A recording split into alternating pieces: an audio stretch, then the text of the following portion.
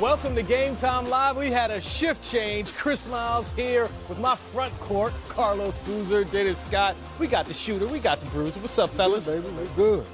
Speaking of which, we're talking about a guy in his return that can do it both. He can bruise inside and also shoot that outside shot. Boogie Cousins, after almost exactly a year, the four-time All-Star and two-time All-NBA performer, will play his first game donning a Golden State Warriors jersey. According to Twitter, Boogie is ready to get his groove back on the court. I don't know if you guys have seen it, but he's posted on Twitter that he's ready to dance and get out there. 3D, you had a behind-the-scenes look at Boogie the past couple of months.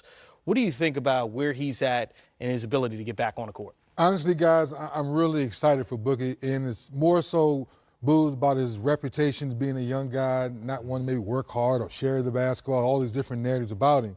So I think going through this injury has really humbled him and really had him dig deep. We've all been there before. When you're sitting there, you're watching the game go before you, you say to yourself, man, I really missed this. This is something I love to do. This is why I went to Kentucky and I was one and done. But this is also maybe, Booz, the last opportunity to prove to people, I'm still, 28, 29 years old. I still got a lot of basketball to play. But mentally, am I caught up physically? More importantly, I'm playing on a franchise team that's about championships and going deep into the playoffs every year. So I'm actually happy for him, and watching him go one-on-one full court and watch him in the swimming pool. We all know all this stuff is good to get you back on the floor, and it's different. But I think mentally, being around KD, being around the Splash Brothers, understanding being around true professionalism, trying to win a championship every year, I think it's really starting to rub off on him. Booz, how is that different? You heard 3D say it. The game is different than practice speed. What's it going to be like for him when he first gets out there? Yeah, it's so different. You can be in the pool working out. You can be on the treadmill. You can be eating salads. But when you first get out there and you see the crowd, you see your teammates, you see their adrenaline, your adrenaline starts pumping, you're like, oh, it's real now. And so he'll be at a different level than he's been at in the last couple of weeks of practicing.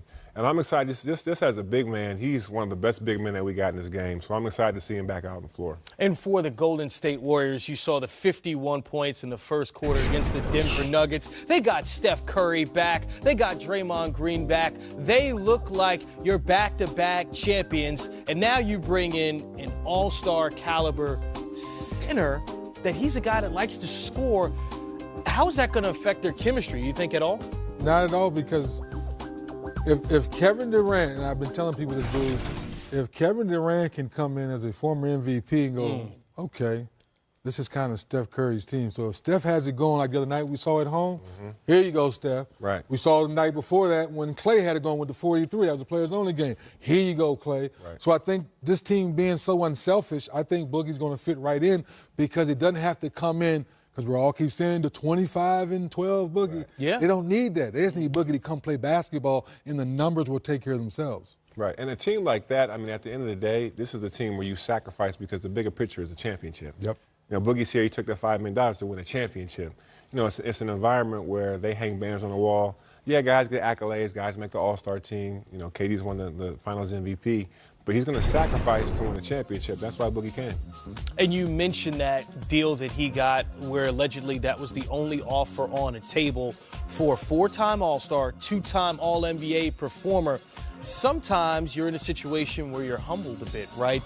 And when you sense your basketball mortality. Do you think that's the case with Boogie? Yeah, I think the situation was, I mean, when I was looking at his free agency last year, I thought he was going to get a lot of offers from a lot of different teams. So when I heard that it was the only offer, that is a humbling environment. It's going to make you be like, okay, I got to take a step back. But the great thing about that, the environment that 3D talked about he's in, he's playing with Kevin Durant, Steph Curry, Klay Thompson, Draymond Green, playing for Steve Kerr, a championship caliber team. So you learn from those guys on how to be successful in this league and how to win in this league. That's something that Boogie's been looking forward to do. And once again, Chris, at this point in his career, if this would have been any other injury, maybe an ankle, you know what I mean? But I think it's the Achilles that's really making people nervous because we talked about in our meetings. There hadn't been a lot of guys that's come back from Achilles and been an all-star.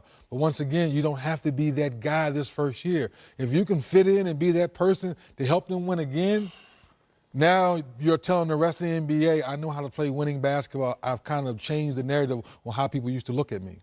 Okay, so the question there is where you look at his body. Boogie's always been a bigger guy. He looks and good he right looks now. slim Oh my goodness, and trim. he looks great. He's still 28 years old. That's young. That's 28 years. He's super young as we say in basketball years because he was one and done. I was wrong. I thought he had made the playoffs. He hadn't made the playoffs, so he hadn't he hadn't played until May and June yet. So now it's about him continuing to take care of his body like he's shown us now throughout this injury and see how he can get back on the court and see what status he can get to. Yeah, I'm looking forward to seeing how he's doing. You know, obviously, he looks like he's in great shape. He's been working out. We've all seen the one-on-one battles he's been doing with. And he looked good in New Orleans. Yeah, he looked very good in New Orleans. So I'm looking forward to seeing how he plays tonight. You know, Steve Kerr talked about him playing in spurts, so he won't get a lot of minutes tonight. But just him being back out there on the floor. And you guys know, 3D, you know, when you're coming back from an injury, it takes a couple of games. It takes 5, 10 games to get your rhythm back, get your conditioning back, get used to the crowd, get used to the environment. But just having him out there is going to be a good sight.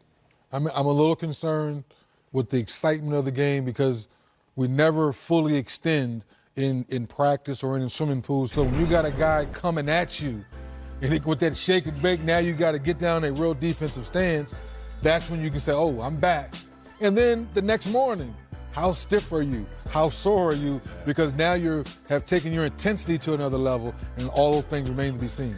When you look at this lineup, have you ever seen a lineup with that many All-Stars? Can you think of a team with the starting 5, assuming Boogie's going to start? We have to wait and see when we hear from Steve Kerr. I think Steve's already said he's going to start, yeah. So when you look at this lineup, have you ever seen a group with 5 All-Stars in their prime? I never seen a team like that. I mean, close with Detroit, with the exception of Tayshaun Prince when they had Rip Chauncey and the Wallace brothers, but never all 5.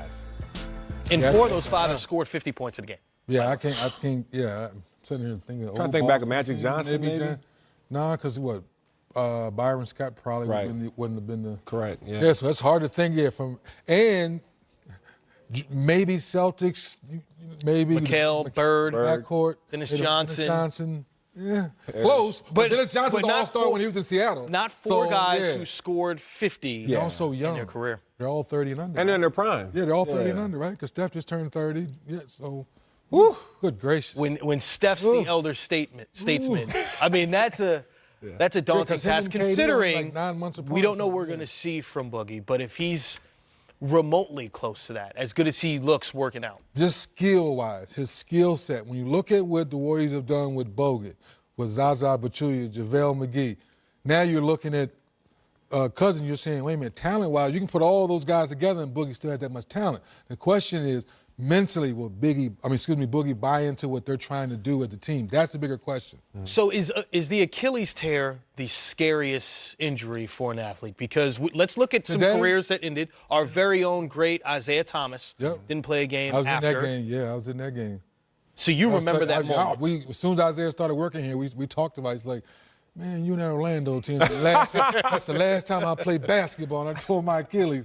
So there's been guys, we were talking about to me, like Wesley Matthews recently, Dominique Wilkins back in our day in the 90s. So it's one of those injuries that you just never know versus the ACL now. We know there's a surgery that can get guys back to playing, all-star type basketball. The Achilles is just a little tricky. Yeah, so Dominique Wilkins, after he tore his Achilles, was the NBA Comeback Player of the Year. So that's probably the most successful player that we've seen. So Boogie is really going to be an interesting case to study going forward just because of how great he was and how young he is for the Golden State Warriors. And I think that's year 8, this coming to year 8, 28 years old. So I think there's still some time for him to get back to that status versus, Isaiah was at the end of his career.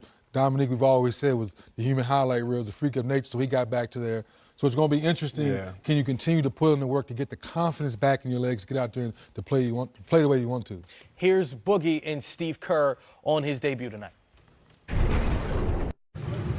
Honestly, I'm just happy to be back on the floor. Like, I'm not really going out with, outside of winning the basketball game. Like, that's probably my only goal tonight. Go in, play hard, get my feet underneath me, and I just really realized like this is the last step of the process. So, the rehab process. So, it's been a long journey. I'm in the last phase of it. like I said, I'm just extremely happy to be back on the floor. Have they laid out like a minutes number for you tonight, a pattern, substitution pattern kind of thing? No, not really. They kind of mentioned an idea, but not really a set number. So, but I think they'll play me in spurts. That's something they have mentioned. When I'm gassed, they'll pull. What do you expect some from me? I won't be out there playing 30 minutes.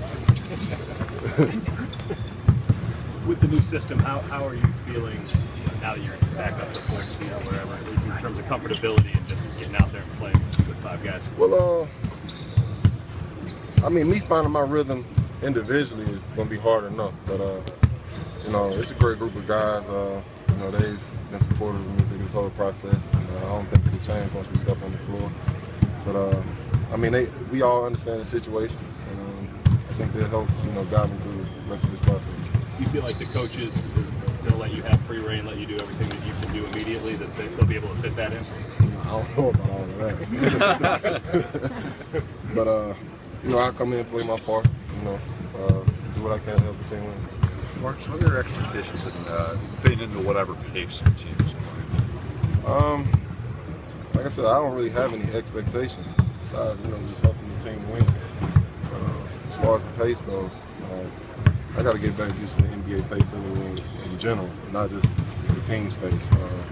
There's one thing that to be scrimmaging against coaches or G League players, or whatever the case may be, but actually being in the game set, that's just a whole nother element. So be patient with me. Can you get a feel with teammates in practice, or does that have to happen in a game to actually get a chemistry with guys? It'll definitely take some time with in-game play, but like I said, it's one element to practice and scrimmage, but to be in an actual game situation, that's just a whole other type of element. Well, we can't overstate what this guy's coming back from, and I know there's going to be instant judgment, analysis, criticism. We're either going to be, at the end of the night, unbeatable or in big trouble. But we know the drill. When a guy comes to a new team, it takes time for him to get comfortable with his teammates. And when a guy's coming off an injury, it takes time to really get your rhythm. So that's the biggest thing we're looking at. It's just trying to ease him back in, give him some confidence, and find a comfort zone early on, and then over the coming weeks, he'll find his rhythm. So with the job that he's done, the work he's done to get back, what do you hope this day and what do you hope this game is for him? I just want him to enjoy being back out on the floor more than anything. It's easy to get caught up in everything other than what really matters, which is a player in the prime of his career having a really big injury and now trying to come back from it.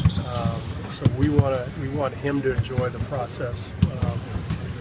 We want him to be able to play through the inevitable frustration that's going to come from being out for so long, having to face the speed of the NBA as opposed to the scrimmage season that he just got through with our coaches and film crew. Obviously, going to be different and a lot different. So we just want him to enjoy it and be patient. We'll be patient with him and we'll help him along.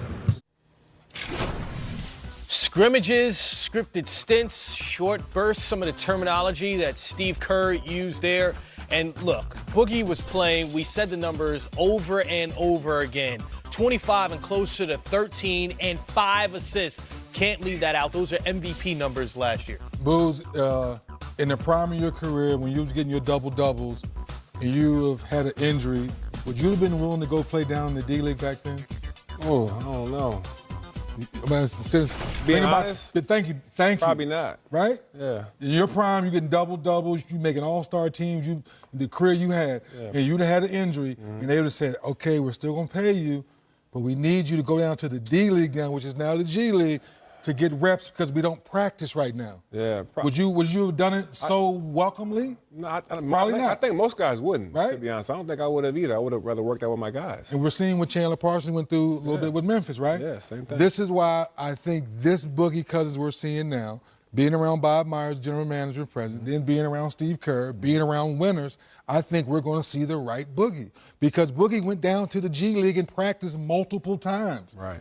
And wait a minute, this is the guy we said something's wrong with him, right? Right, Chris? Yeah. So this is the part so people can change. Yeah. So what I've seen with the naked eye throughout the last couple of months with the one-on-one, the Instagram dunking on KD, all that fun stuff, I think this young man has grown up before our eyes, and this injury has really humbled him. He has an opportunity to win a championship and be around a first-class organization. Let's get back to the thing that you just said there. It's one sentence, but it's the overlaying issue with him, right?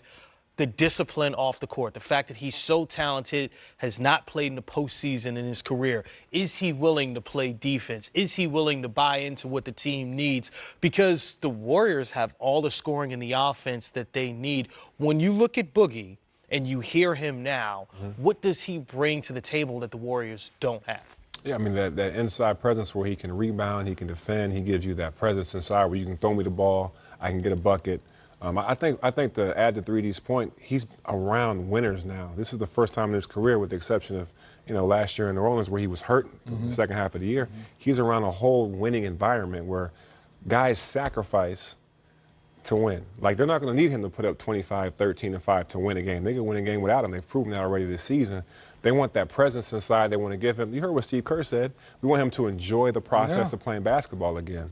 It'll be fun to see whatever game that is, and he does have it going, to watch all those guys force feed and keep going and celebrate his victory. That's what we got. You understand? For as much as we love the Golden State Warriors, they're so still unselfish. Every night, 30, 36, 29, 35 assists a night, because when they see the hot hand, unselfish basketball is a magnet for somebody when they're hot. And that night when Boogie gets hot, I can just see them force feeding them to make sure you understand we're happy you're part of this team. Certainly when you say that, I think of the Klay Thompson 14 three-pointers in one game, breaking Steph Curry's record. I think that's the thing that always you can point to and say, wow, that's an unselfish group. That night, 2 nights ago, Steph goes for 48 or 46 with us. Klay goes for 43 recently. I think Durant had his 50-yard raid this year. Yep. So you see what I mean? So each night there's been runs. Either one of those guys have been hot, and they say, okay, you the hot hand this week? We're going to feed that hot hand. And Klay doing the 43 on just 4 dribbles. There you go. Amazing. Hey, Donovan. NBA TV and you, the fan, are constructing the perfect NBA player. Using skill sets and attributes for current players narrowed down through a survey in which GMs and head coaches have weighed in, here are the choices for this week's category. Who has the best handle in the NBA? Jamal Crawford is a magician. He is putting on a dribbling clinic. James Harden. Oh, he stared at Wesley Johnson, and then he hits a three. Kyrie Irving. Irving goes through everybody. Oh, my God. Kyrie's the best ball handler I've seen. Now it's up to you to vote for your choice right now on Twitter and help us build the perfect player. And the results are in on the ball handling front. Let's see the categories. It is Kyrie Irving. Well, obviously. He's got the handles. There's no question about that. Ooh, there's a chorus of duh on the set. I mean, more handles than a brew pub. I mean, who else would? Outrageous. Brew pub. I actually thought you were going with broom closet. You started that sentence, and you went brew pub, which is probably better. Actually appropriate. Yeah. He's definitely the league consensus. If you talk to players around the league, there's not a huge discussion about somebody being a better ball handler than Kyrie. He's got that lockdown on the vote, and I would say he's got that lockdown, around the league. Everybody understands just how devastating he is with the ball in his hands and finishing, but really just handling, just making you look silly. He didn't even have to call LeBron about that. Oh, that's terrible. You guys are so bad. What's funny, though, about this to me is Kyrie is such a gamer himself that I really believe at times he tries to figure out what would I do if I could go B-button on myself. Because he does some things with spins and between the legs, putting it all together, that I'm not even sure you need to do. But, man, sometimes it's fun to watch. Yeah, it is fun to watch. Why not? Why not entertain if you're going to do it at this level? So what I'm hearing from you two is we kind of wasted our time with this vote because it was obvious. Well, it was the one that I think everyone, it was a 70%er, right? I bet there won't be any other 70%. Oh, we'll find out.